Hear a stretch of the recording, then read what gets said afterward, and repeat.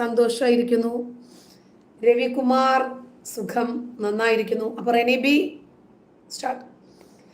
ഇന്ന് ഒരു വീഡിയോ കാണാനിടയായി.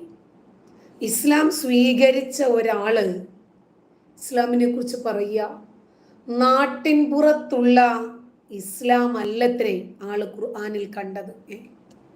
അങ്ങനെയുണ്ട് ഒരു ഇസ്ലാം. അപ്പോൾ ആള് ഖുർആനിൽ നിന്ന് എന്തൊക്കെയോ നമ്മൾ കാണാത്തതും നമ്മൾ അറിയാത്തതും നമ്മൾ മനസ്സിലാക്കിയിട്ടില്ലാത്തതും ഈ പുറത്തുള്ള മതപുരോഹിതർ പരിചയപ്പെടുത്തുന്നതുമൊക്കെയായ ഖുർആനിനെതിരായിട്ടുള്ള, ഇസ്ലാമിനെതിരായിട്ടുള്ള, അവർ പറയുന്ന അതിനെതിരായിട്ടുള്ള എന്തൊക്കെയോ ഖുർആനിൽ നമ്മുടെ ഒരു സഹോദരൻ കണ്ടെത്തി. അത് ശരിയായില്ല പടച്ചോൻ കാണിച്ചത്. കാരണം പടച്ചോനെ ആരാധിക്കുകയും വിശ്വസിക്കുകയും പടച്ചോനെ അങ്ങേയറ്റം കൽപ്പനകൾ അനുധാവനം ചെയ്യുകയും ഒക്കെ ചെയ്യുന്ന ആളുകൾക്ക് ശരിയായ ഇസ്ലാം എന്താണ് എന്ന് ഖുർആനിൽ കാണിച്ചു കൊടുക്കാതെ പുതിയ ഇസ്ലാം സ്വീകരിച്ചു വരുന്ന ആളുകൾക്ക് മാത്രം ഇസ്ലാമിനെ കുറിച്ച് മനസ്സിലാക്കി കൊടുക്കുന്നത് അതത്ര ശരിയല്ല. എന്തായിരുന്നാലും ആള് പറയട്ടെ, അതിലെന്തെങ്കിലും വസ്തുതകൾ ഉണ്ടോ എന്ന് നമുക്കും കൂടി നോക്കാമല്ലോ.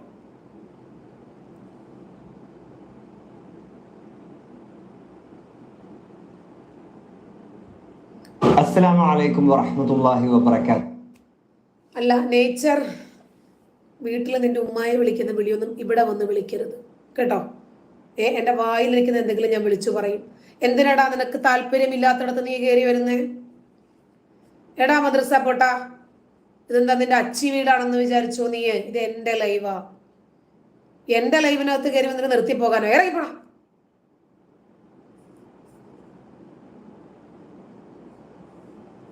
നേച്ചർ ഒരു നട്ടുരേക്കാരൻ വന്നേക്കുക നമ്മളെ ഫുട്ടുരയെ കുറിച്ച് പഠിപ്പിക്കാൻ.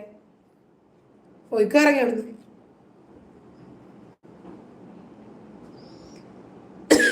ഇപ്പോ ഇസ്ലാം എന്താണെന്നും ശരിയായ ഖുർആനും ശരിയായ പടച്ചോനും എന്താണെന്നും ഇതുവരെ ആർക്കും അങ്ങോട്ടും മനസ്സിലായിട്ടില്ല.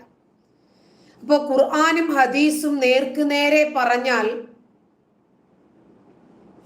ഓക്കെ ക്രിഷ്, സന്തോഷം. നേർക്ക് നേരെ ഖുർആനും ഹദീസും പറഞ്ഞാൽ ഇസ്ലാമിലേക്ക് ആരും വരില്ല. അങ്ങനെ ഇസ്ലാമിനെ കുറിച്ച് പരിചയപ്പെടുത്തിയാൽ ഇസ്ലാം വളരില്ല, ഇസ്ലാം തളരുകയേ ഉള്ളൂ എന്ന് മുസ്ലിം പുരോഹിതന്മാർക്ക് മനസ്സിലായിട്ടുണ്ട്. അതുകൊണ്ട് ഇപ്പോൾ ഇസ്ലാമിൽ പരസ്യം ചെയ്യുന്നത് ഇസ്ലാമിലേക്ക് വന്ന ആളുകളെ വെച്ചിട്ടാണ്. അൽഹംദുലില്ലാഹ്, അസ്സലാത്തു വസ്സലാമു അലാ റസൂലില്ലാഹ്. പ്രിയപ്പെട്ട പ്രേക്ഷകർക്ക് സ്വാഗതം. 2008 ഇസ്ലാമിലേക്ക് കടന്നു വന്ന ഓച്ചിറയിലുള്ള അബ്ദുള്ള സാഹിബിനോടൊപ്പമാണ് നമ്മൾ ഇന്നുള്ളത്. അദ്ദേഹത്തിന്റെ ഇസ്ലാം സ്വീകരണത്തിന്റെ വിശേഷങ്ങൾ നമുക്ക് അദ്ദേഹത്തോട് ചോദിച്ചറിയാം. അസ്സലാമു അലൈക്കും. വഅലൈക്കും അസ്സലാം വറഹ്മത്തുള്ളാഹി വബറകാതുഹു. എന്തൊക്കെയാണ് വിശേഷം? അൽഹംദുലില്ലാഹ്. മുമ്പ് എന്തായിരുന്നു താങ്കളുടെ പേര്?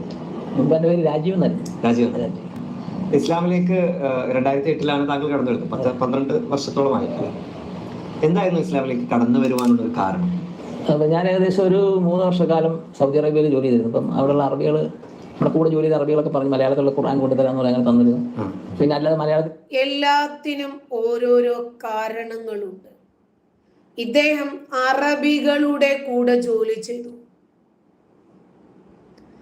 അറബികൾ ഇദ്ദേഹത്തിനെ പഠിപ്പിച്ചു കൊടുത്തു ഇസ്ലാം. അപ്പൊ ഇദ്ദേഹത്തിന്റെ മതത്തെക്കുറിച്ചോ ധർമ്മത്തെക്കുറിച്ചോ അറിയാമോ?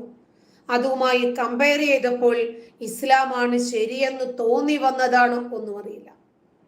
വായിക്കാനുള്ള പുസ്തകങ്ങളൊക്കെ ഈ ഇസ്ലാമിക് ബുക്ക് ഹൗസിനൊക്കെ അത് വാങ്ങിച്ചു തന്നിട്ടുണ്ട്. അങ്ങനെ വാങ്ങിച്ച് മനസ്സിലായപ്പം അപ്പോൾ എനിക്ക് നാട്ടിലെ ചെറുപ്പം തൊട്ടുള്ള സുഹൃത്തുക്കൾ, മുസ്ലിം സുഹൃത്തുക്കളായിരുന്നു കൂടുതലുള്ളത്. അപ്പോൾ അവരിൽ നിന്ന് കിട്ടിയ ഒരു അറിവല്ല അവിടെ ചെന്നപ്പോൾ കിട്ടിയത്. ഇവിടെ എന്ന് വെച്ചാൽ നമ്മൾ ചെറുപ്പം തൊട്ടേ അവരോട് ജീവിക്കുന്നുണ്ട്. അപ്പോൾ അവരിൽ സാധാരണ ഉള്ള നമ്മുടെ നാട്ടിൻപുറത്ത് കാണാറുള്ള ഇസ്ലാമിനെ പറ്റിയുള്ള ഒരു അറിവ് അവർക്കും ഉണ്ടായിരുന്നു. കാര്യം അവർ എന്തെങ്കിലും പ്രശ്നങ്ങൾ വരുമ്പോൾ അള്ളാഹുവിനെ മാത്രം ആരാധിക്കുന്ന ഒരു രീതി അല്ല അവർ കണ്ടിരുന്നത്. പല പ്രയാസങ്ങൾ നേരിടുമ്പോൾ പല ജാലങ്ങളിലും ഇദ്ദേഹത്തിന്റെ നാട്ടിൻ പുറത്ത് കണ്ടിരുന്ന ഇസ്ലാം മതത്തിൽ നിന്നും വിഭിന്നമായ ഒരു ഇസ്ലാമിനെ ഇദ്ദേഹം സൗദി അറേബ്യയിൽ ജോലി ചെയ്തപ്പോൾ കാണും. അറബികളാണ് എന്താണ് ഇസ്ലാം എന്ന് രാജീവിന് മനസ്സിലാക്കി കൊടുത്ത് അബ്ദുൽ അസീസിലേക്ക് ചുവടുമാറ്റം ഉണ്ടാക്കി കൊടുത്തത്. ശരി, മറ്റേ പുരോഹിതന്മാർക്കൊക്കെ പോകാറുണ്ടായിരുന്നു. ഞാനും അവരുടെ കൂട്ടത്തിൽ പോയിട്ടുണ്ട്. അപ്പൊ നമുക്കൊന്നും ഒരിക്കലും അന്ന് ഇസ്ലാം എന്താണെന്ന് ഒരു വേറിട്ട അനുഭവം തോന്നിയിട്ടില്ല, മനസ്സിലായില്ല. അപ്പൊ ഞാൻ ഹിന്ദുവായിട്ട് ജീവിച്ച ഒരു മുസ്ലിമായിട്ട് ജീവിക്കും. ഞാൻ അമ്പലത്തിലൊക്കെ ഞാനങ്ങനെ അമ്പലത്തിൽ അങ്ങനെ പോകുന്ന ആളല്ല, എന്നാലും ആ ഒരു രീതി പോലെ വലിയൊരു വ്യത്യാസം തോന്നിയിട്ടില്ല. ആ ഒരു തൗഹീദ് കൊണ്ട് മനസ്സിലായില്ല. പിന്നെ ഗൾഫിൽ ചെന്നപ്പോഴത്തേക്ക് അവിടെ ഇത് തൗഹീദ് എന്ന് പറഞ്ഞാൽ ഏകദൈവ വിശ്വാസം. ഇദ്ദേഹത്തിന്റെ കൂട്ടുകാരോടൊപ്പം ബഹുദൈവാരാധക കേന്ദ്രത്തിലൊക്കെ പോയിട്ടുണ്ട്. പക്ഷെ ഇദ്ദേഹത്തിന് ബഹുദൈവാരാധനയെ കുറിച്ചും അറിയില്ല, ഇസ്ലാം മതവിശ്വാസത്തിലെ ഏകദൈവാരാധനയെ കുറിച്ചും അറിയുമായിരുന്നില്ല. ഇങ്ങനെ ഒറിജിനാലിറ്റി ജീവിക്കുന്ന ഒരുപാട് ആൾക്കാരെ കാണാനും പിന്നെ അവരുടെ ഇടപെടാനും അവരുടെ സംശയങ്ങളെ ചോദിച്ച് മനസ്സിലാക്കാൻ സാധിച്ചപ്പോൾ നമുക്ക് മനസ്സിലായി യഥാർത്ഥമായ രീതിയിലുള്ള ഇസ്ലാം ഇതാണെന്ന് മനസ്സിലായി. അപ്പോൾ അത് കുറിച്ച് പഠിച്ചു കഴിഞ്ഞപ്പോൾ സ്വീകരിക്കണമെന്ന് തോന്നി. പക്ഷെ ഞാൻ പിന്നീട് നാട്ടിൽ വന്ന് നമ്മൾ ആ ഒരു ആദർശം ഉള്ളിൽ കൊണ്ട് അപ്പോ അറബികൾ ഫോളോ ചെയ്യുന്നതാണ് യഥാർത്ഥ ഇസ്ലാം എന്ന് ഇദ്ദേഹത്തിന് തോന്നി. അങ്ങനെയാണ് ഇദ്ദേഹം ഇസ്ലാമിനെ കുറിച്ച് കൂടുതൽ അറിയുന്നതും പഠിക്കുന്നതും ഈ മതം സ്വീകരിക്കുന്നതും. അങ്ങനെയാണ് ഇദ്ദേഹത്തിന് മനസ്സിലാകുന്നത് നാട്ടിൻപുറത്ത് കാണുന്ന ഇസ്ലാമിൽ നിന്നും വ്യത്യസ്തമായ ഇസ്ലാമാണ് അറബികൾ ഫോളോ ചെയ്യുന്നത്. ഇത് പഠിച്ചു, ഇദ്ദേഹം അവിടെ നിന്നും ഇസ്ലാം സ്വീകരിച്ചു. അങ്ങനെ ഇദ്ദേഹം നാട്ടിലേക്ക് വരുന്നു. ഖദീജ വി കെ സ്വാഗതം. നാട്ടിൽ തിരിച്ചെത്തി പിന്നെ ഗൾഫിലോട്ട് പിന്നെ പോയില്ല. പിന്നെ ഞാൻ ഈ നമ്മളെ മനസ്സിലാക്കി ഇസ്ലാം അനുസരിച്ച് ജീവിക്കാൻ ആരെങ്കിലും ഉണ്ടോ എന്ന് ഇങ്ങനെ അന്വേഷിച്ചു. എന്റെ കൂടെ പഠിച്ച ഒരു സുഹൃത്തുണ്ട്. അതായത് ഇദ്ദേഹം പ്രമാണങ്ങളിൽ നിന്നല്ല ഇസ്ലാമിനെ കുറിച്ച് അറിയുന്നത്, പഠിക്കുന്നത്. അതൊന്നും ഇതുവരെ ഇദ്ദേഹത്തിന്റെ വായിൽ നിന്നും വന്നിട്ടില്ല. അറബികൾ പഠിപ്പിച്ച ഇസ്ലാമുമായി നാട്ടിലെത്തിയിട്ട് ആ ഇസ്ലാം ഫോളോ ചെയ്ത് ജീവിക്കുന്ന ആരെങ്കിലും ഉണ്ടോ അത് അദ്ദേഹം പരിശോധിക്കാൻ വേണ്ടി വന്നതാണ്.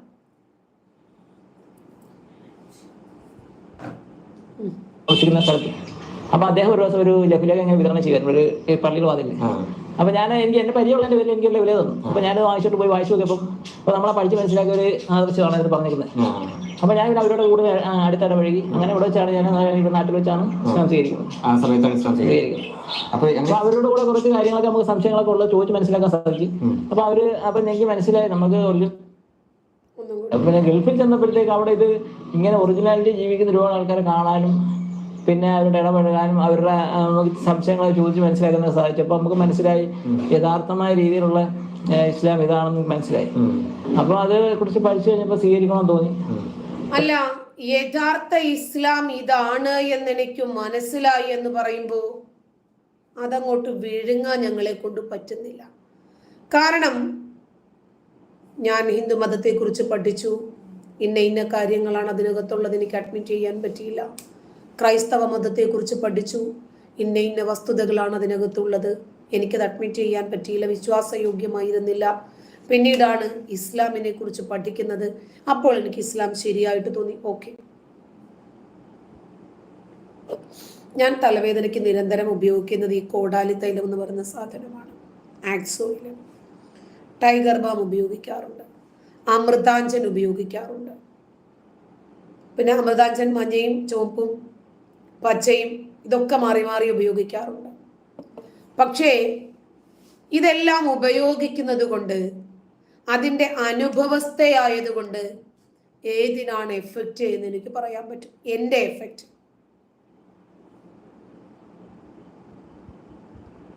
So happy day. ജനങ്ങൾക്ക് ഇഷ്ടം ആത്മീയതയെക്കുറിച്ച് സംസാരിക്കുന്നതിനേക്കാൾ ഭൗതികമായ കാര്യങ്ങളെക്കുറിച്ച് സംസാരിക്കുന്നത്. പകല് മൊത്തവും ഭൗതികമായ കാര്യങ്ങളെക്കുറിച്ചിട്ടാണല്ലോ ഹാപ്പി ഡേ സംസാരിക്കാറുള്ളത്. അതൊന്നും നിങ്ങൾ കേൾക്കുന്നില്ലേ? ആത്മീയമായ കാര്യങ്ങളെക്കുറിച്ചിട്ടാണ് ഞാൻ പഠിച്ചത്. ആ വിഷയത്തെക്കുറിച്ച് സംസാരിക്കാൻ ഞാൻ താല്പര്യപ്പെടുന്നു.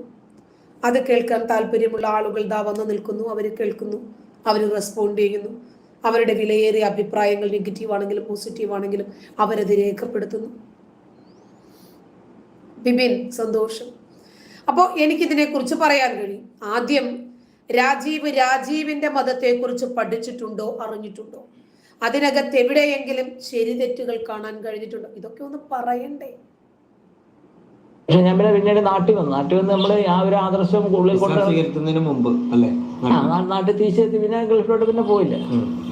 പിന്നെ ഞാൻ ഈ നമ്മളെ മനസ്സിലാക്കി ഇസ്ലാം അനുസരിച്ച് ജീവിക്കുന്ന ആരെങ്കിലും ഉണ്ടോ എന്ന് ഇങ്ങനെ അന്വേഷിച്ചു. അപ്പൊ എന്റെ കൂടെ പഠിച്ച ഒരു സുഹൃത്ത്, അതായത് ഞാൻ ഈ കുഴിക്കകത്ത് ചാടി ഇനി ആരെ വീഴ്ത്താം ഞാൻ അന്വേഷിക്കുവാണ്. ശരി. ഇപ്പൊ ഞാൻ താമസിക്കുന്ന സ്ഥലത്ത് അപ്പൊ അദ്ദേഹം ഒരു ദിവസം ഒരു ലഘുലേഖ ഇങ്ങനെ വിതരണം ചെയ്യുമായിരുന്നു ഒരു പള്ളിയിൽ വാതില്ലേ. അപ്പൊ എനിക്ക് എന്റെ പരിചയമുള്ളതിന്റെ പേരിൽ എനിക്ക് ലഘുലേഖ തന്നു. അപ്പൊ ഞാനത് വാങ്ങിച്ചിട്ട് പോയി വായിച്ചു നോക്കിയപ്പം ഇപ്പൊ നമ്മളെ പഠിച്ച് മനസ്സിലാക്കിയ ഒരു ആദർശമാണ് ഇത് പറഞ്ഞിരിക്കുന്നത്. അപ്പൊ ഞാൻ പിന്നെ അവരോട് കൂടുതൽ അടുത്തിടപഴകി. അങ്ങനെ ഇവിടെ വെച്ചാണ് ഞാൻ ഇവിടെ നാട്ടിൽ വെച്ചാണ് ഇസ്ലാം സ്വീകരിക്കുന്നത്. ആ സമയത്താണ് ഇസ്ലാം സ്വീകരിക്കുന്നത്. അപ്പൊ അവരുടെ കൂടെ കുറച്ച് കാര്യങ്ങളൊക്കെ നമുക്ക് സംശയങ്ങളൊക്കെ ഉള്ളത് ചോദിച്ച് മനസ്സിലാക്കാൻ സാധിക്കും. അപ്പൊ എനിക്ക് മനസ്സിലായി നമുക്ക് അദ്ദേഹം ആദ്യം പറഞ്ഞത് നാട്ടിൻ പുറത്ത് ഞാൻ കണ്ടതല്ല ശരിയായ ഇസ്ലാം എന്നല്ലേ. ഗൾഫിൽ ചെന്നപ്പോൾ അറബികൾ പരിചയപ്പെടുത്തിയതാണ് ശരിയായ ഇസ്ലാം എന്നല്ലേ. പിന്നെ ഇദ്ദേഹത്തിന്റെ സംശയങ്ങളൊക്കെ എങ്ങനെയാണ് ഈ നാട്ടിൻ പുറത്തുള്ള ശരിയല്ലാത്ത ഇസ്ലാമിനെ ഫോളോ ചെയ്യുന്ന ആളുകളിൽ നിന്നും ഇദ്ദേഹത്തിന് ചോദിച്ച് മനസ്സിലാക്കാൻ കഴിയുന്നത്? ഞാൻ പറഞ്ഞില്ലേ, ഇതൊക്കെ പഠിപ്പിച്ചു വിട്ടതാണ്. അതെ ലത്തീഫെ, വെല്ലുവിളിയൊക്കെ നിന്റെ അച്ചിയോട് മതി, ഇവിടെ വേണ്ട. ഞാനൊരു ഇന്ത്യക്കാരിയാടാ, ഞാൻ പാകിസ്ഥാനിയല്ല. പാകിസ്ഥാനി ചെന്ന് മതത്തെ കുറിച്ച് പറയാൻ, ഇന്ത്യയുടെ പൗരത്വവും പേരി പാകിസ്ഥാനു വേണ്ടി പണിയെടുക്കുന്ന ആളല്ല ഞാനൊരു ഇന്ത്യക്കാരി ആയതുകൊണ്ട് എന്റെ രാജ്യത്തിരുന്ന് ഞാൻ മനസ്സിലാക്കുന്ന ശരി തെറ്റുകൾ പറയാനാണ് എനിക്ക് താല്പര്യം. ഇന്ത്യയിലല്ലാതെ വേറെ എവിടെയെങ്കിലും പോകാം. നീയൊക്കെ പോടാ, നിനക്കൊക്കെ അല്ലേ പാകിസ്ഥാനും അഫ്ഗാനിസ്ഥാനും ഒക്കെ മധുരം. അങ്ങോട്ട് കയറി ചെല്ല, എനിക്ക് പോകേണ്ട കാര്യമില്ല. അപ്പൊ ഇദ്ദേഹം മനസ്സിലാക്കിയ ഇസ്ലാം നാട്ടിൻ പുറത്തു നിന്ന് തന്നെയാണ് ഇപ്പോ ഇദ്ദേഹം ഇസ്ലാം സ്വീകരിച്ചിരിക്കുന്നത്, മനസ്സിലാക്കിയിരിക്കുന്നത്. ശരി. ജീവിക്കാൻ ഗൾഫിലെ നാട്ടിലും അങ്ങനെ ആൾക്കാരുണ്ട് എന്നെനിക്ക് തോന്നി. കുറച്ച് ആൾക്കാർ, വളരെ കുറച്ച് ആൾക്കാർ. അങ്ങനെ അവരോടൊക്കെ സഹകരിച്ച് ഇടവഴി കഴിഞ്ഞപ്പോ ഞാൻ അങ്ങനെ ഇസ്ലാം സ്വീകരിച്ചു. അങ്ങനെയാണ് ഈ യഥാർത്ഥ ഇസ്ലാമിനെ കുറിച്ചിട്ട് സാധാരണ മുസ്ലിങ്ങളുടെ ഇടയിൽ നിന്ന് അറിയാൻ സാധിച്ചിരുന്നില്ല. ഇല്ല, ചെറുപ്പം തൊട്ടേ നമ്മുടെ അല്ല യഥാർത്ഥ ഇസ്ലാം. അപ്പൊ അതല്ലാത്ത ഒരു ഇസ്ലാം ഉണ്ടോ? ഒരു ഫേക്ക് ഇസ്ലാം ഉണ്ടോ? ഒരു ഒറിജിനൽ ഉണ്ടാകുമ്പോൾ സ്വാഭാവികമായും ഡ്യൂപ്ലിക്കേറ്റ് ഉള്ളത് കൊണ്ടാണല്ലോ ഒറിജിനലിനെ ഒറിജിനൽ എന്ന് പറയുന്നത്. 916 അങ്ങനെ പറയുന്നത് എന്തുകൊണ്ടാണ്? 24 ഉണ്ട്, 23 ഉണ്ട്, 18 ഉണ്ട്. അത്രമാത്രം ക്യാരറ്റ് സ്വർണ്ണങ്ങളുണ്ട്. ഇതിപ്പോ 18 ക്യാരറ്റ് ആണ്, 1 ഗ്രാമേ ഉള്ളൂ. ഇതെന്തുകൊണ്ടാണ് അങ്ങനെ എടുത്തു പറയേണ്ടി വരുന്നത്? ഇതിനേക്കാൾ കൂടിയത് വേറെ ഉള്ളത് കൊണ്ടാണ്. ഇതിനേക്കാൾ കൂടിയത് വേറെയുണ്ട്, അത് 22 ക്യാരറ്റ് ആയിരിക്കും, 916 ആയിരിക്കും. അപ്പോ ശരിയായ ഇസ്ലാം എന്ന് പറയുമ്പോൾ ഒരു ഫേക്ക് ഇസ്ലാം ഉണ്ടല്ലേ?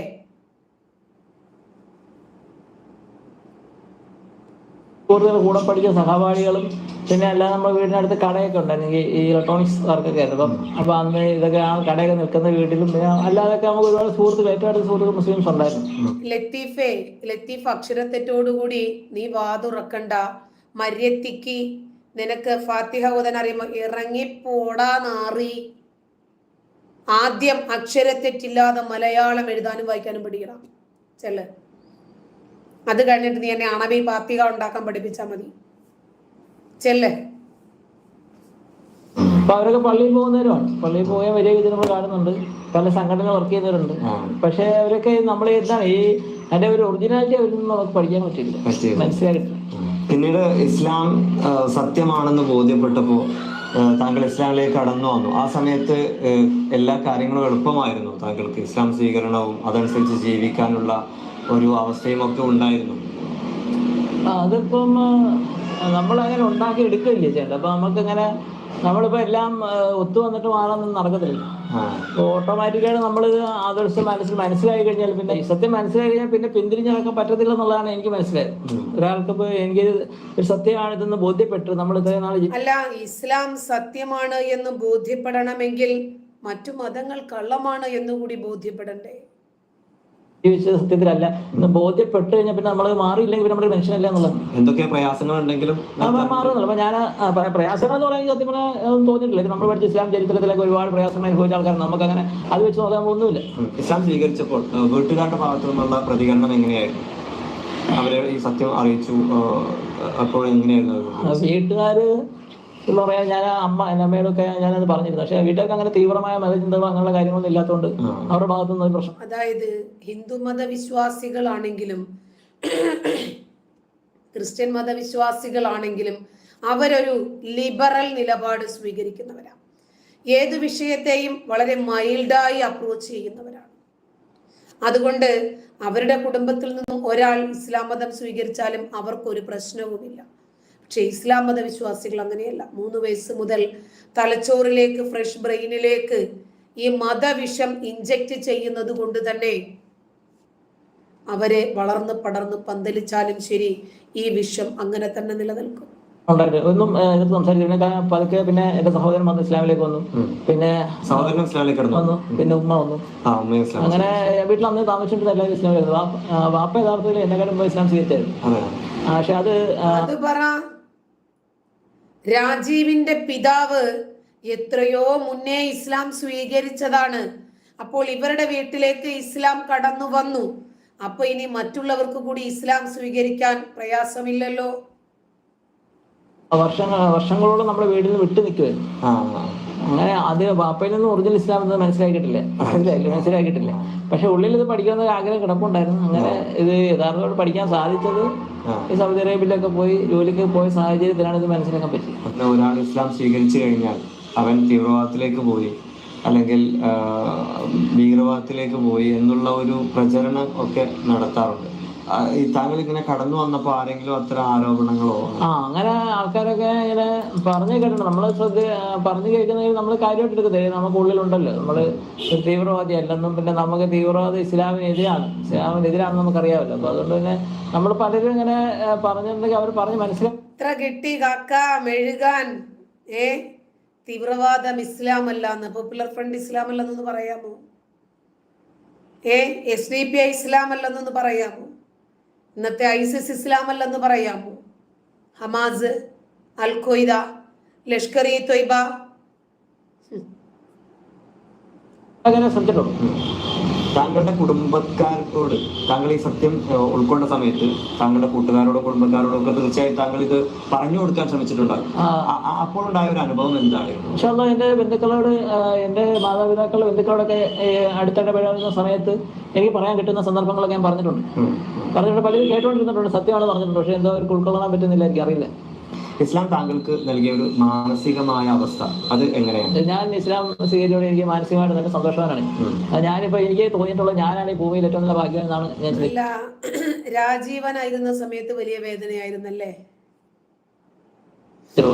കാര്യം ഇങ്ങനെ ഒരു ജാഹിലിയത്തിൽ എനിക്ക് ഇസ്ലാമിലേക്ക് കടന്നു വരാൻ പറ്റി, അതനുസരിച്ച് ജീവിക്കാൻ ഞാൻ ശ്രമിക്കുന്നു. അതൊക്കെ എനിക്ക് ഏറ്റവും വലിയ ഭാഗ്യമായിട്ട് ഞാൻ കരുതുന്നു. ഇസ്ലാമിലേക്ക് കടന്നു വരുന്നതിന് മുമ്പ് പരലോക വിശ്വാസം ഏത് നിലക്കായിരുന്നു? അങ്ങനെ ഒരു വിശ്വാസം ഉണ്ടായിരുന്നു? പരലോക വിശ്വാസം ഉണ്ടെന്നങ്ങനെ തീർച്ചപ്പെടുത്താൻ പറയുന്നില്ല. അതായത് നേരത്തെയൊക്കെ വിശ്വസിച്ചിരിക്കും അടുത്ത ജന്മം വേറെ എന്തെങ്കിലും ജനിക്കും, അങ്ങനെ പുനർജന്മം ഉണ്ടെന്നൊക്കെ വിശ്വസിച്ചിരുന്നു. അങ്ങനെയൊക്കെ ആയിരുന്നു ഇങ്ങനെ കിടന്നു. എന്നാലും ഞാൻ പറഞ്ഞില്ല പൂർണ്ണമായിട്ട് അതിനകത്ത് വിശ്വസിച്ചില്ല. ഇതൊക്കെയായിരുന്നു നമ്മൾ കേട്ടറിഞ്ഞില്ല. പിന്നീട് ഇസ്ലാമിലേക്ക് കടന്നു വന്നപ്പോഴാണ് നമുക്ക് എല്ലാ കാര്യത്തെ കുറിച്ച് ക്ലിയർ പിക്ചർ കിട്ടുന്നത് ഇസ്ലാമിലേക്ക് കടന്നു വന്നപ്പോഴാണ്. നമ്മുടെ സംശയങ്ങൾ ഇപ്പൊ മനസ്സിലുണ്ടാകും, മറ്റു ചോദിക്കാൻ കാണില്ല. ഇപ്പൊ നമ്മൾ മറ്റു വിശ്വാസത്തിലേക്ക് നമ്മൾ നേരത്തെ ഉൾക്കൊണ്ട ജീവിച്ചിരുന്ന വിശ്വാസത്തിൽ നമുക്ക് ഉണ്ടാകുന്ന സംശയം, മനസ്സിൽ തോന്നുന്ന സംശയം ചോദിച്ച് ക്ലിയർ ചെയ്യാൻ നമുക്ക് അങ്ങനെ ആരില്ല. ചോദിക്കുന്നവർക്ക് വ്യക്തം മറുപടി പറയാനില്ല. അപ്പൊ ഇതിൽ വരുമ്പോൾ നമുക്ക് ഡൗട്ട് തോന്നി അന്നേരം ചോദിച്ചു കഴിഞ്ഞാൽ ക്ലിയർ ആൻസർ കിട്ടും. കൃത്യമായ എല്ലാത്തിനും മറുപടി കിട്ടുന്നുണ്ട്. നമുക്ക് മനസ്സിലാവും. പ്രവാചകന്റെ മാതൃക അനുസരിച്ച് ജീവിക്കുവാൻ ശ്രമിക്കുമ്പോൾ ഒരുപാട് പ്രയാസങ്ങൾ ഉണ്ടാവുന്നുണ്ട്. ഇപ്പോൾ താടി നീട്ടി വളർത്തുക എന്നത്, അതുപോലെ തന്നെ പ്രവാചകന്റെ മാതൃക അനുസരിച്ച് ഈ കാലഘട്ടത്തിൽ ഇന്ത്യയിൽ ജീവിക്കാൻ ശ്രമിച്ചാൽ ശേഷിക്കുന്ന കാലം മുഴുവനും അഴിയെണ്ണ. അവസാന ശ്വാസം നിലയ്ക്കുമ്പോഴും ജൂതന്റെ മൂക്കിൽ പഞ്ഞു വെക്കണേടാ, ജൂതനെ അങ്ങ് ഇല്ലാതാക്കിയേക്കണേടാ, അറേബ്യൻ ഉപദ്വീപിൽ നിന്ന് അവസാനത്തെ ജൂതനെയും നാടുകടത്താതെ വിശ്രമിക്കല്ലേടാ, അമുസ്ലിങ്ങളെ വെച്ചു വാഴിക്കണ്ട, അവര് നികുതി തന്നിട്ട് വേണമെങ്കിൽ ഇവിടെ ജീവിച്ചോട്ടെ, ലോകം മുഴുവനും ഇസ്ലാമിന്റെ കാൽ കീഴിൽ കൊണ്ടുവരുന്നത് വരെ നിങ്ങൾ വിശ്രമിക്കണ്ട കേട്ടോ. പ്രവാചകൻ പഠിപ്പിച്ചതാ. 6 വയസ്സുകാരിയെ കാമക്കണ്ണോടെ നോക്കണം കേട്ടണം. നമുക്ക് 53 വയസ്സായാലും പ്രശ്നമില്ല. ഇന്ന് പറ്റുമോ? വീട്ടിൽ സംശയാസ്പദമായ സാഹചര്യത്തിൽ ഒരു പുരുഷനെ കണ്ടു, അനുയായിയെ പറഞ്ഞു വിട്ടവന്റെ തലയെടുക്കണം, പറ്റുമോ?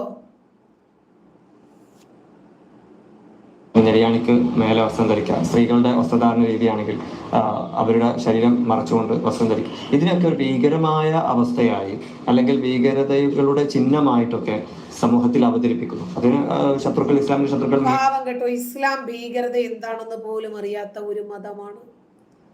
അപ്പോഴാണ് ഇസ്ലാമിലെ ഭീകരത ആളുകൾ ഇങ്ങനെ ആരോപിക്കുന്നത് കണ്ടിട്ട് ഇവർക്ക് സഹിക്കാൻ പറ്റാതെ വന്നേക്കാണ്. മീഡിയകളെ അടക്കം കൂട്ടുപിടിച്ചിട്ടാണ് അത് ചെയ്യുന്നത്.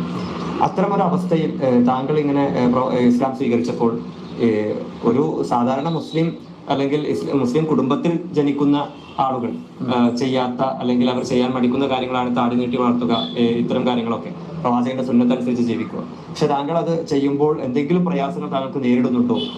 എന്താണ് ഈ ഒരു സുന്നത്തിനെ അനുധാവനം ചെയ്യുമ്പോൾ താങ്കൾക്ക് തോന്നുന്ന അനുഭവം? പക്ഷെ എനിക്ക് ഇത്രയും നാളുടെ ഒരു പ്രയാസം തോന്നിയിട്ടില്ല. മറ്റുള്ളവർ വളർത്താതെ കാണുമ്പോൾ എനിക്ക് അതിനെ ഞാൻ ഇസ്ലാം മതവിശ്വാസിയായിരുന്ന സമയത്ത് ഇസ്ലാം ഒരു പ്രയാസമാണെന്ന് എനിക്ക് തോന്നിയിട്ടില്ലല്ലോ. ആർക്കെങ്കിലും അങ്ങനെ തോന്നുമോ? കാരണം നമ്മൾ ഫോളോ ചെയ്യുന്നത് ശരിയായ പാതയാണെന്ന് തന്നെ വിശ്വസിച്ചിട്ടല്ലേ നമ്മൾ മുന്നോട്ട് പോകുക. അത് തെറ്റാണ് എന്നറിഞ്ഞാൽ ഉടനെ നമ്മളത് തിരുത്തുകയും ചെയ്യും. പിന്നെ എങ്ങനെ അതിനെക്കുറിച്ച് നല്ലതല്ലേ അവർക്ക് പറയാനുള്ളത്? എന്താണ് മനസ്സിലാക്കാതെ അവർക്ക് എന്താണ് മനസ്സിലാക്കാത്തത്? അവരിപ്പോ പ്രവാചകനാണ് വിശ്വസിക്കുകയും എന്നാൽ ആ പ്രവാചകൻ പറഞ്ഞ പാതയിൽ പോകാതെ എന്താണ് അല്ലെ എന്താണെന്നുള്ളത് എനിക്ക് മനസ്സിലാകുന്നില്ല. എനിക്ക് പ്രയാസം തോന്നിയിട്ടില്ല. മറ്റുള്ളവരിപ്പോ ചിലപ്പോൾ ചോദിക്കാറുണ്ട്, ചിലപ്പോൾ അപൂർവമായിട്ടൊക്കെ നിങ്ങൾ പാന്റ് ഇങ്ങനെ നെരിയാണിക്ക് താഴെ മുകളിലാണല്ലോ, അപ്പൊ ഞാൻ പറഞ്ഞു കൊടുക്കാറുണ്ട്. അതുകൊണ്ട് ഞങ്ങള് മുസ്ലിങ്ങളാണ്, പ്രവാചകൻ പറഞ്ഞനുസരിച്ച് മുസ്ലിങ്ങൾക്ക് വസ്ത്രധാരണം ചെയ്യുന്ന മര്യാദകളുണ്ട്. വസ്ത്രം നെരിയാണിക്ക് മുകളിലിരിക്കണം. പിന്നെ താടി നിങ്ങൾ ബഹുദൈവ വിശ്വാസികളെ പോലെ മജൂസികളെ കൂട്ടാവരുത്, നിങ്ങൾ മീശ വെട്ടിച്ചിരിക്കും, താടി വളർത്തി. അപ്പൊ അത് വിശ്വാസം പറഞ്ഞുകൊണ്ടെങ്കിൽ വിശ്വസിക്കുക ചെയ്യാനുള്ളത്. അപ്പൊ അതിനകത്തൊരു പ്രയാസം ഒരു കാര്യമില്ല. മാത്രമല്ല നബി പറഞ്ഞ വസ്ത്രധാരണമാണ് ആള് കണ്ടത്. കാരണം നെരിയാണിക്ക് താഴെ വസ്ത്രം ധരിക്കരുത്. എന്തു ഇവര് പറയുന്നത്? ഇസ്ലാമിന്റെ മഹത്വത്തെ കുറിച്ചിട്ടാണ് ഈ പറയുന്നത്. ഇത് കണ്ടിട്ടാണ് ഇവർ ഇസ്ലാം സ്വീകരിച്ചത് എന്നാ പറഞ്ഞു വരുന്നത്. ഇത് നമ്മളിത് ഈ പ്രവാചകന്റെ സുന്നത്തിനെ അനുധാവനം ചെയ്യുമ്പോൾ അതൊരു പ്രയാസമല്ല, എളുപ്പമാണ് നമുക്ക്. പ്രവാചകന്റെ സുന്നത്തിനെ അനുധാവനം ചെയ്താൽ ഉസ്താദെ അകത്ത് പോയി കിടക്കാം. മുട്ടിലിഴയുന്ന കുഞ്ഞിനെ കാണുമ്പോൾ ഇവള് കുറച്ചുകൂടി വളർന്നെങ്കിൽ എനിക്ക് കെട്ടാമായിരുന്നു എന്നാണ് പറഞ്ഞിരുന്നതെങ്കിൽ പോക്ക്. വളർത്തുമക്കളുടെ ഭാര്യമാരെയൊക്കെ തട്ടിയെടുക്കാൻ നോക്കിയാൽ ദൈവിക വെളിപാട് വരുന്നുണ്ട്. ആ ജിബിരിയിൽ വന്നു, എനിക്ക് അങ്ങനെ ഓതിത്തന്നു, ഇങ്ങനെ ഓതിത്തന്നു എന്നൊക്കെ പറഞ്ഞാൽ ആരും അത് അംഗീകരിക്കില്ല ഉസ്താദെ. ഇപ്പോൾ താങ്കൾ യഥാർത്ഥത്തിൽ ഒരു സമാധാനപൂർണമായ ജീവിതമാണ്. എനിക്ക് നല്ല സമാധാനമായിട്ട് ജീവിക്കുന്നു. കാരണം രാജീവ് ചത്താൽ എന്തെങ്കിലും കിട്ടുവോ? അബ്ദുൽ അസീസ് മരിച്ചാൽ 72 ഹൂറികളില്ലേ? അത് പ്രതീക്ഷിച്ച് മുന്നോട്ട് പോകുക എന്ന് പറഞ്ഞാൽ സുഖമുള്ള ഏർപ്പാടല്ലേ? മനഃപ്പാടമാക്കാനൊക്കെ ശ്രമിക്കാറൊക്കെ ഉണ്ട്.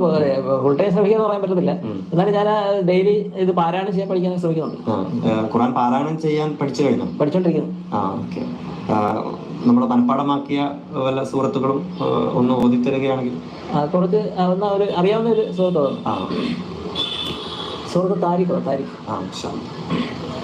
أعوذ بالله من الشيطان الرجيم بسم الله الرحمن الرحيم والسماء والطارق وما أدراك ما الطارق النجم الثاقب إن كل نفس لما عليها حافظ فلينظر الإنسان مما خلق من ماء دافق يخرج من بين الصلب والترائب إنه على رجعه لقادر يوم تبلى السرائر فما له من قوة ولا ناصر والسماء ذات الرجع والأرض ذات الصدع إنه لقول فصل وما هو بالهزل إنهم يكيدون كيدا وأكيد كيدا فمهل الكافرين أمهلهم رويدا. വളരെയധികം നന്നായിട്ടുണ്ട്. താങ്കൾ വിശുദ്ധ ഖുർആൻ പഠിക്കാനായിട്ട് ഒരു പ്രത്യേക സമയം കണ്ടെത്തി പഠിക്കുകയാണോ? ആരാണ് വിശുദ്ധ ഖുർആൻ പഠിപ്പിച്ചു തരാറുള്ളത്? അപ്പൊ എന്റെ ഒരു സുഹൃത്ത് ഫൈസൽ എന്ന് പറയും. എല്ലാ ദിവസവും രാവിലെ ഖുർആനിലെ ഒരു ആയത്ത് വെച്ച് പഠിപ്പിക്കും. എല്ലാ ദിവസവും രാവിലെ. ഇപ്പൊ വാട്സാപ്പ് കോവിഡൊക്കെ വാട്സാപ്പ് വഴിയാണ്. 3-4-5 പേരുണ്ട്. വീഡിയോ കോൺഫറൻസ് പോലെ വാട്സാപ്പിനകത്ത് സംവിധാനം ഉണ്ട്, അതിന് പഠിപ്പിക്കാം. താങ്കളുടെ കുടുംബത്തെ കുറിച്ച്? ഭാര്യ, പിന്നെ മക്കൾ 4 പേര്. 4 പേര്. 3 പെൺകുട്ടികൾ, പിന്നെ 4ാമത്തത് ആൺകുട്ടിയാണ്. എല്ലാവരും ചെറിയ മക്കളാണ്. എല്ലാവരും ശരി. സന്തോഷത്തോടുകൂടെ സന്തോഷമായിട്ട് ചെയ്യും. അൽഹംദുലില്ലാ. എന്തായാലും വളരെയധികം നന്ദിയുണ്ട് ഇത്രയും സമയം താങ്കൾ ഞങ്ങളുടെ കൂടെ. രാജീവിന് ഇസ്ലാമിനെ കുറിച്ച് ഒന്നും അറിയില്ല. രാജീവിന് അവന്റെ ഹിന്ദു മതത്തെ കുറിച്ചും ഒന്നും അറിയില്ല. അച്ഛൻ ഇസ്ലാം മതം സ്വീകരിച്ചു, ആള് ഗൾഫിൽ പോയി, സൗദി അറേബ്യയിൽ അറബികളുമായും മുസ്ലിങ്ങളുമായും ഇടപഴകി ഇസ്ലാം സ്വീകരിച്ചു. നാട്ടിൽ വന്നപ്പോൾ അയ്യോ ഇതൊന്നുമല്ല ഇസ്ലാം എന്നറിഞ്ഞു. ശരി, ഖുർആനിൽ കണ്ട പടച്ചോനെ കുറിച്ചിട്ട് ഒരു വാക്ക് പറഞ്ഞോ? നാട്ടിൽ കണ്ട ഇസ്ലാമിന് വിപരീതമായി ഖുർആനിൽ ഇദ്ദേഹം കണ്ടെത്തിയ ഏതെങ്കിലും ഒരു ആശയത്തെ കുറിച്ച് ഇദ്ദേഹം പറഞ്ഞു? നാട്ടിലുള്ള മുഴുവൻ മുസ്ലിങ്ങളും ഖുർആനിന്റെ ശരിയായ ആശയത്തെ മുറുകെ പിടിക്കുന്നവരല്ലെന്ന് അദ്ദേഹം പറഞ്ഞത്. ശരിയായ ഇസ്ലാം അല്ലെന്നാ പറഞ്ഞത്. അപ്പോൾ ഈ നാട്ടിലുള്ള മുഴുവൻ ആളുകളും ഫോളോ ചെയ്യുന്നത് ഫേക്ക് ആയിട്ടുള്ള ഒരു ഡ്യൂപ്ലിക്കേറ്റ് ഇസ്ലാമിനെയാണ്. അങ്ങനെയാണെങ്കിൽ ഒറിജിനൽ ഇസ്ലാം എന്താണ് എന്നൊന്ന് മനസ്സിലാക്കി തരാൻ കഴിയണ്ടേ? അതായത് ഇദ്ദേഹത്തിന്റെ ഹൈന്ദവ മതത്തിൽ ഉണ്ടായിരുന്ന പോരായ്മകൾ, അതിനെക്കുറിച്ച് നിരന്തരമായ ചിന്തകൾ, ചോദ്യങ്ങൾ, അന്വേഷണങ്ങൾ, ഇതൊക്കെയാണല്ലോ മറ്റൊരു മതത്തെക്കുറിച്ച് പഠിക്കാൻ തന്നെ നമ്മളെ പ്രേരിപ്പിക്കും. ഞാൻ ചോദിക്കട്ടെ, എത്രയോ ഹിന്ദുക്കൾ, എത്രയോ ക്രിസ്ത്യാനികൾ സൗദി അറേബ്യ പോലെയുള്ള ഇസ്ലാമിക രാജ്യങ്ങൾ നിൽക്കുന്നുണ്ട്. അവരെ ആരെയെങ്കിലും അറബികൾ ഇസ്ലാമിലേക്ക് കൊണ്ടുവരുന്നുണ്ടോ? അവരാരെങ്കിലും മതം മാറിപ്പോകുന്നുണ്ടോ?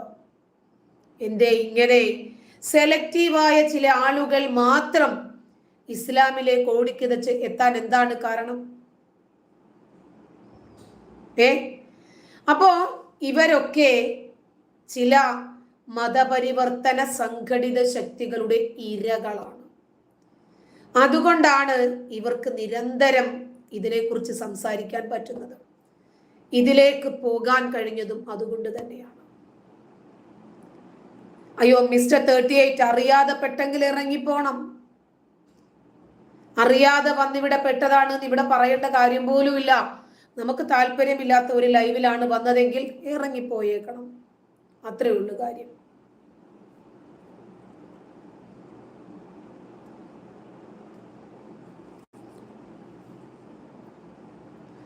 അതെ, അതല്ല സാരംഗ ഇവിടെ ചോദിക്കുന്നത്, ഹിന്ദുക്കളും ക്രിസ്ത്യാനികളും ഒക്കെ സൗദി അറേബ്യയിൽ പോയാൽ ഉടനെ അറബികൾ ഇസ്ലാമിനെ കുറിച്ച് പഠിക്കാൻ പ്രേരിപ്പിക്കുകയും അവർ മലയാള പരിഭാഷകൾ കൊടുത്ത് അവരെയൊക്കെ മതത്തിലേക്ക് മാറ്റുകയും ചെയ്യുന്നവരാണോ? അതിന് റനീബി പടച്ചോനെ പ്രവാചകൻ പോലും കണ്ടിട്ടില്ലല്ലോ. പ്രവാചകന് ദൈവിക വെളിപാടുമായി വരുന്ന ജിബ്രീലിനെ നബിയും കണ്ടിട്ടില്ല, ആരും കണ്ടിട്ടില്ല. ലത്തീഫെ, ഞാൻ പച്ച മലയാളത്തിൽ പറഞ്ഞു നിന്നോട്, ആദ്യം പോയി മലയാളം പഠിച്ചിട്ട് വരാൻ. നമ്മൾ മലയാളികളാണ്. അക്ഷരത്തെറ്റില്ലാതെ ഒരു വരിയെങ്കിലും മര്യാദയ്ക്ക് അക്ഷരത്തെറ്റില്ലാതെ എഴുതാൻ പഠിച്ചിട്ട് വാ.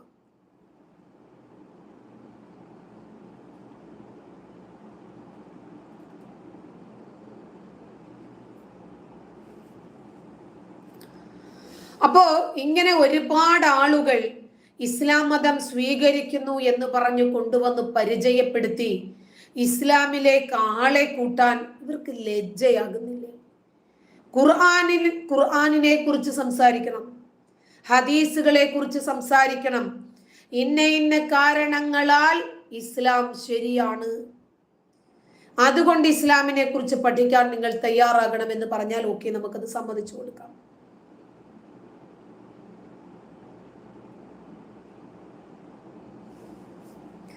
ലൂമിയ താമസ് പോയോ? ലൈവ് തീർന്നപ്പോഴാണല്ലോ വന്നത്. നമുക്കിനി വീണ്ടും കാണാം. സമയം ഒരുപാട് അതിക്രമിച്ചിട്ടുണ്ട്. നന്ദി.